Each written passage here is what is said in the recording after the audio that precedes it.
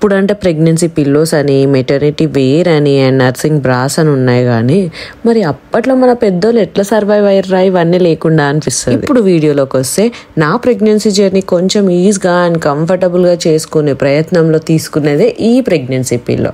తీసుకున్నా కానీ బెడ్ మీదకి రాగానే సగం ప్లేస్ అయితే ఆక్రమించేసింది.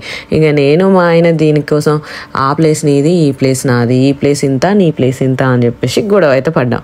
సరేలే అని చెప్పేసి 2-3 రోజులు పడుకున్న తర్వాత ఏముందిరా దీంట్లో అని చెప్పేసి అనిపించింది.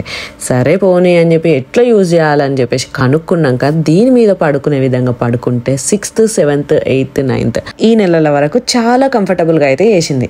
సో నేను ఇబ్బంది పడ్డదానికంటే కంఫర్టబుల్ గా ఫీల్ అయిందే ఎక్కువ కాబట్టి ఇది యూస్ఫుల్ అనే చెప్పాలి. అన్ని సమయాల్లో కాకపోయినా కొన్ని సార్లు మాత్రం దీనివల్ల చాలా కంఫర్టబుల్ గా అండ్ రిలీఫ్ గా అయితే ఉన్నా. నేను నా ఎక్స్పీరియన్స్ అయితే షేర్ చేసిన. వీడియో నచ్చితే గనక లైక్ చేయండి, షేర్ చేయండి, సబ్స్క్రైబ్ చేసుకోండి.